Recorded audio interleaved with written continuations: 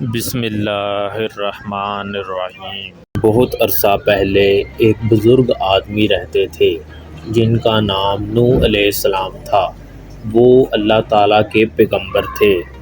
ان دنوں لوگ سیدھے راستے کی پیروی نہیں کرتے تھے، وہ اللہ تعالیٰ کی عبادت نہیں کرتے تھے۔ لہٰذا اللہ تعالیٰ نے حضرت نوح علیہ السلام کو ان لوگوں کے پاس بھیجا تاکہ وہ انہیں سچائی کا پیغام پہنچا سکیں، لیکن ان سب نے ان کی دعوت کو قبول کرنے سے انکار کر دیا۔ انہوں نے ایک لمبا عرصہ بہت کوشش کی، لیکن چند لوگوں کے علاوہ کسی نے ان کی بات پر دھیان نہیں دیا۔ امیر لوگ حضرت نوح علیہ السلام کے خلاف ہو گئے اور ان کو نقصان پہنچانے کی کوشش کرنے لگے۔ تب انہوں نے اللہ تعالیٰ سے مدد کی دعا کی۔ اللہ نے ان کی دعا قبول کر لی اور ان کو ایک کشتی بنانے کا حکم دیا۔ اللہ نے انہیں بتایا کہ ایک بہت بڑا سیلاب آئے گا جو کہ برے لوگوں کے لیے سزا ہوگی۔ لہٰذا حضرت نوح علیہ السلام نے چند ایمان رکھنے والوں کے ساتھ مل کر ایک بڑی کشتی بنانی شروع کی، مگر لوگ ان پر ہنستے تھے۔ جب وہ بڑی سی کشتی بہت زیادہ سخت اور تھکا دینے والے کام کے بعد تیرنے کے لیے تیار ہو گئی تو حضرت نوح علیہ السلام نے تمام ایمان والوں کو حکم دیا کہ وہ اللہ کا نام لے کر کشتی میں سوار ہو جائیں۔ اللہ تعالیٰ نے حضرت نوح علیہ السلام کو حکم دیا کہ وہ اپنے ساتھ جانداروں میں ایک نر اور ایک مادہ بھی اپنے ساتھ لیں۔ حضرت نوح علیہ السلام نے اپنے ساتھ بہت سارا کھانا بھی رکھا تاکہ ان سب کو ایک لمبے عرصے تک کھلا سکیں۔ یہ ایک بہت بڑا کام تھا، لیکن حضرت نوح علیہ السلام اور ان کے ماننے والوں نے کام سچے دل سے کیا۔ وہاں اور بھی بہت سے جانور تھے جن میں یہاں چند کے نام ہیں، جیسے مرغیاں، بطخ، راج ہنس، باز، مور، سمندری پرندے، شتر مرغ اور چوزے۔ چھوٹے اور بڑے دونوں طرح کے پرندے جو زمین سے بہت اوپر اونچا اڑ سکتے تھے وہ بھی ساتھ آئے۔ سب جوڑوں کی شکل میں اکٹھے ہوئے اور کشتی میں سوار ہو گئے۔ کچھوے اور گونگے بھی زمین کے ساتھ رینگتے ہوئے آئے اور پھر مینڈک اور ٹڈے اچھلتے ہوئے کشتی میں کود گئے۔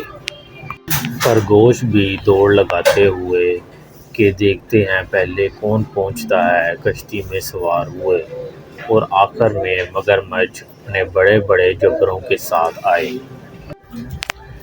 بھاگتے دوڑتے جوڑوں کی شکل میں زرافے، گینڈے، ہاتھی، اونٹ، بندر، بھیڑیے، بلیاں، کینگرو، بھالو، گھوڑے، گائیں، بھیڑ، شیر اور چیتے سب کشتی میں سوار ہو گئے۔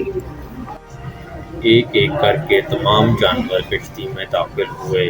ان میں سے کچھ کے پر تھے اور کچھ کی ٹانگیں، کچھ رینگنے والے تھے اور کچھ اچھلنے والے تھے۔ سب کشتی میں جوڑوں کی شکل میں داخل ہوئے۔ کشتی جانوروں کے لیے ایک بڑا باڑ اور مومنین کے لیے ایک رہائشی کشتی بن گئی۔ جیسے ہی تمام مخلوق کشتی میں سوار ہو گئی اور سارا سامان اکٹھا ہو گیا، کالے بادل آسمان پر پھیل گئے۔ شروعات بوندا باندی سے ہوئی اور پھر بارش شروع ہو گئی۔ روز بروز بارش بڑھتی گئی۔ ایسا لگ رہا تھا جیسے پوری دنیا میں اندھیرا ہو گیا ہے، اور پھر اندھیرا اور سیاہ ہو گیا اور ہر طرف سے تیز ہوائیں چلنے لگیں اور پانی لہروں کی صورت میں جہاں تک نگاہ پہنچ سکتی تھی اڑتا چلا گیا۔ بارش چھت پر، ہتھوڑے کی طرح برس رہی تھی اور تیز ہوائیں ہر طرف سے چنکارتی ہوئی چل رہی تھی، لیکن کشتی لہروں کے درمیان تیرتی رہی۔ وسیلے آسمان سے زوردار بجلی کڑک رہی تھی۔ کشتی میں سوار سب خوفزدہ تھے، لیکن حضرت نوح علیہ السلام اللہ تعالیٰ سے آزمائش کے اس عظیم وقت میں رحم کی دعائیں کرتے رہے۔ دنیا ایک بڑا سا سمندر بن گئی اور پانی کے علاوہ کچھ نظر نہیں آ رہا تھا، اور وہ تمام لوگ جو زمین پر رہ گئے تھے اور انہوں نے حضرت نوح علیہ السلام کی دعوت پر کوئی دھیان نہیں دیا تھا، سب اس بڑے سیلاب کی گہرائی میں ڈوب گئے۔ جب سیلاب اپنے عروج پر پہنچ گیا تو اللہ تعالیٰ نے زمین کو حکم دیا کہ وہ اپنا سارا پانی واپس نکل لے، اور آسمان سے بارش کو واپس لینے کا حکم دیا۔ پانی خشک ہونا شروع ہو گیا، بارش رک گئی، بادل پھٹ گئے، اور جیسے ہی پانی کی سطح نیچے ہونا شروع ہوئی، پہاڑوں کی چوٹیاں اس میں سے اٹھ کھڑی ہوئیں۔ کشتی آج کل کے ملک ترکی کے ایک پہاڑ جودی پہاڑ کی چوٹی پر پھنس گئی اور وہیں پر ٹھہر گئی۔ حضرت نوح علیہ السلام اور ان کے ساتھیوں نے اللہ کا شکر ادا کیا جس نے انہیں اس تباہ کن سیلاب سے بچایا۔ سب خوشی خوشی کشتی سے اترے، سب جانور بھی خیریت سے تھے۔ نوح علیہ السلام نے اللہ تعالیٰ سے دعا کی، اے میرے اللہ، اس کشتی سے میرا اترنا بابرکت فرمانا، کیونکہ صرف تو ہی ہے جو مجھے حفاظت سے اتار سکتا ہے۔ اس طرح اللہ تعالیٰ نے سیلاب اور کشتی نوح کو آنے والی نسلوں کے لیے نشانی اور خبردار کرنے والا بنایا۔ Thanks for watching. Like, share and subscribe.